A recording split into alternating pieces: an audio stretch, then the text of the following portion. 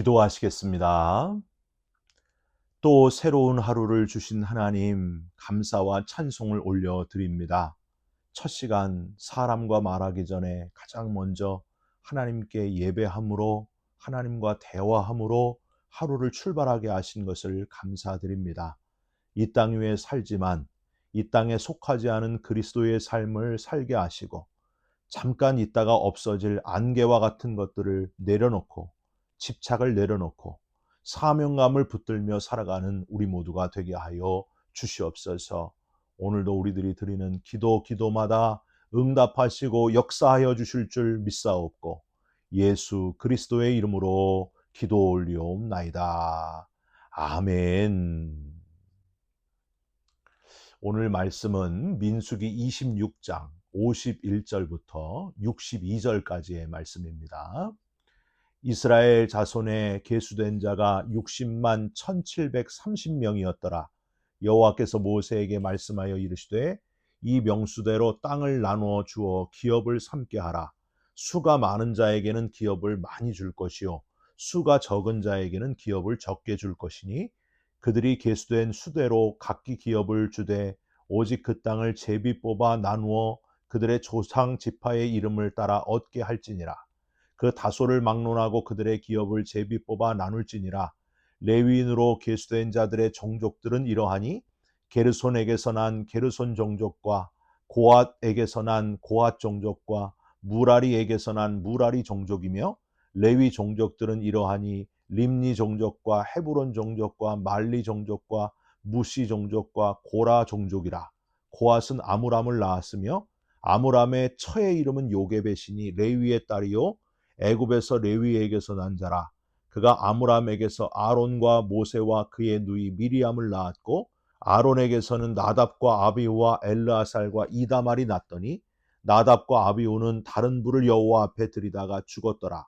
1개월 이상으로 계수된 레위인의 모든 남자는 2만 3천 명이었더라. 그들은 이스라엘 자손 중 계수에 들지 아니하였으니, 이는 이스라엘 자손 중에서 그들에게 준 기업이 없음이었더라. 아멘. 오늘은 민수기 26장 51절부터 62절까지의 말씀으로, 숫자를 센 것은 다 이유가 있었다라는 제목의 말씀을 함께 나누고 기도하는 시간을 갖겠습니다. 여러분, 얼마 전에 우리 LA 베이직 교회에 선교팀 12명이 이제 모집되어 도미니카 공화국 선교를 다녀왔습니다. 기억에 남는 것이 여러 가지가 있는데, 그 중에서 특이하게도 아주 자주 뒤로 번호를 외쳤던 기억이 생생합니다. 즉, 12명이 모일 때마다 제가 먼저 번호 1 외치면은요, 이어서 2, 3, 4, 마지막 12까지 외치게 되면은 인원 점검이 끝나는 거예요. 그리고 버스가 다음 장소로 출발을 하게 되는 겁니다. 성경 학교를 하고 있는 여러 교회들을 거치면서 다른 교회 분들과 섞이면서도 우리 교회만의 일치된 단결력을 보여주었던 번호 확인. 여러분, 이게 별거 아닌 것 같아도요, 그로 인해 가지고 서로를 챙기게 되었고요, 문제없이 한 명의 낙오자도 없이, 실수 없이, 사고 없이 처음부터 끝까지 스키 드라마 사역을 잘 감당하게 되었다 하는 겁니다. 여러분, 민수기는 원래 히브리어로 베미드 바르라고 발음을 합니다. 광야에서라는 뜻을 가지고 있죠. 그런데 우리는 Numbers, 민수기, 즉 숫자를 세는 성경이다 하고 부릅니다.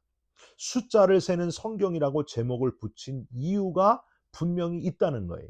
그 이유를 함께 찾으시면서 중요한 신앙적인 교훈을 얻는 이 시간이 됐으면 좋겠습니다. 우선 민수기 1장에 보시면은요, 46절에 이스라엘 백성들 중 20세 이상으로 싸움에 나갈 만한 숫자가 60만 3,550명이었어요. 시내산에서 첫 번째 조사된 이스라엘 백성들의 숫자입니다. 여인들이나 아이들, 노인들까지 합치면요, 거의 200만 명이나 되었을 겁니다. 그리고 이제 광야 생활을 시작한 지 40여 년이 흐른 다음에 다시 조사된 그 바로 오늘 본문 민수기 26장 51절 한번 보세요. 몇 명이에요? 60만 1730명입니다. 여러분 숫자를 1차 조사랑 2차 조사랑 비교해 보세요. 무려 1820명이 적습니다. 줄어들었습니다. 여러분 40년 동안 아이도 많이 낳았을 텐데 어떻게 인구가 줄게 되었을까요? 그만큼 고난과 역경이 심했다고 하는 겁니다. 고난받는 것이 내게 유익이라 내가 주의 율례를 배우게 되었나이다.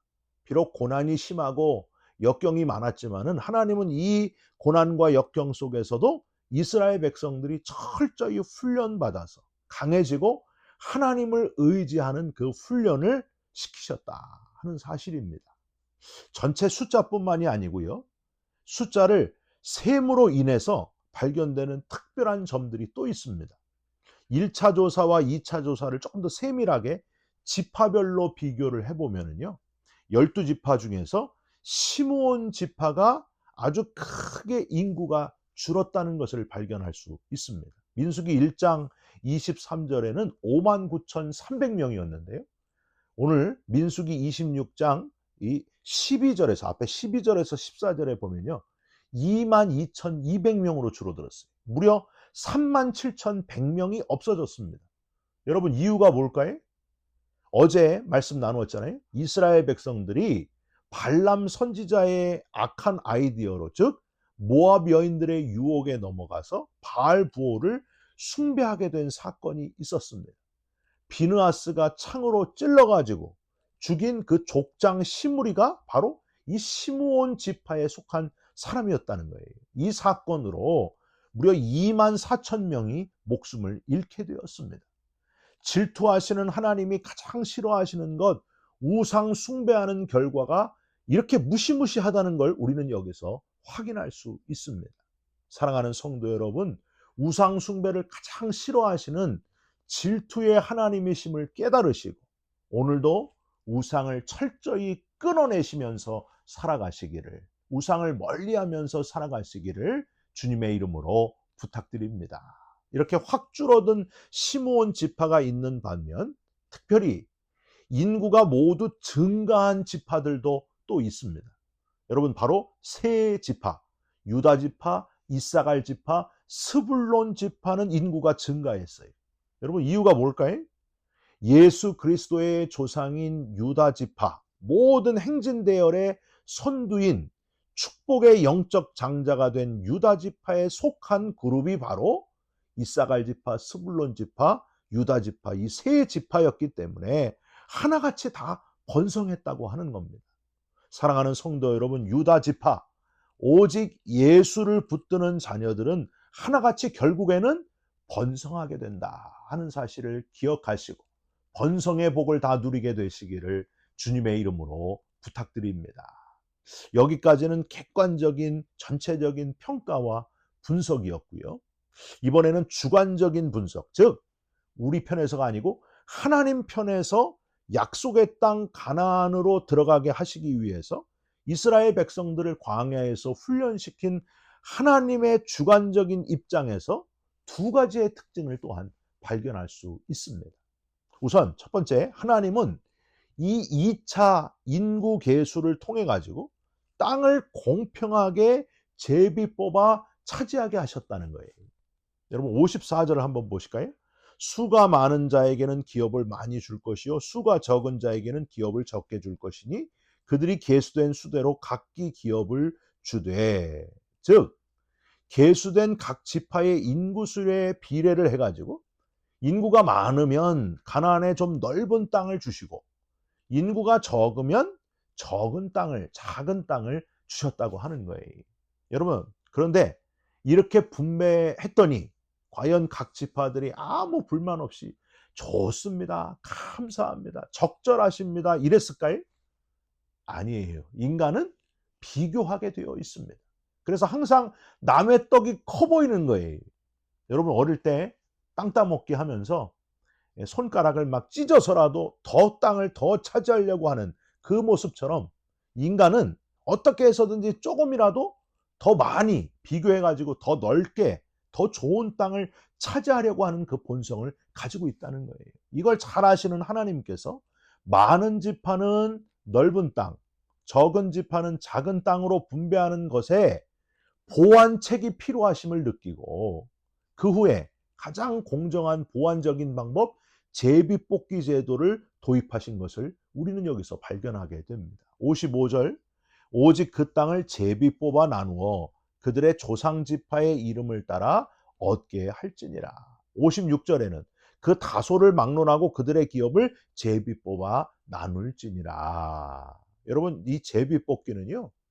인간의 의지와 욕심을 철저하게 버리게 하고 하나님께서 정해주신 영역을 그대로 인정하는 것을 의미했다는 거예요.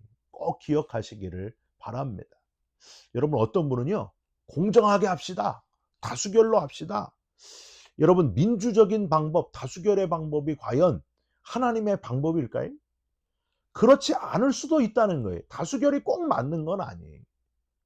인본주의가 아니라 신본주의가 하나님의 방법이라고 하는 겁니다. 가장 완벽한 방법은 신본주의예요. 하나님의 방법을 따라가시고 하나님의 방법을 추구하시기를 주님의 이름으로 부탁드립니다. 인간은 완벽하지 않아요. 인간은 실수하게 되고 제한적이라고 하는 거예요. 아무리 잘한다고 해도 완벽하지는 않습니다. 하나님을 의지하고 하나님의 방법을 기도하면서 찾으시기를 주님의 이름으로 부탁드립니다. 또 하나, 여러 지파 중에서 레위 지파, 이 레위인은 땅을 기업으로 받지 못하게 하나님께 드린 헌물로만 생활하게 하셨다는 거예요. 이거는요, 레위인의 삶을 모든 이스라엘 백성들의 인생의 모델로 삼으시기 위함이었습니다. 여러분 57절부터 62절까지가 바로 이 땅 분배를 받지 못한 레위 지파에 대한 이야기들입니다. 61절에 아론의 아들 나답과 아비후가 다른 불을 드리려다가 죽은 이야기, 하나님 앞에 철저하게 구별되지 못했을 때 겪게 되는 무시무시한 결과, 즉 레위인은 구별되어야 된다 하는 것을 재확인하시는 하나님. 62절 끝에 이는 이스라엘 자손 중에서 그들에게 준 기업이 없음이었더라. 이 땅에 속해 있지만은 레위인은 이 땅의 것에 집착하지 않게 하셨던 하나님, 모델로 삼으셨던 하나님. 여러분 레위인은 그러니까 두 가지 역할이 다 필요한 이들이었습니다.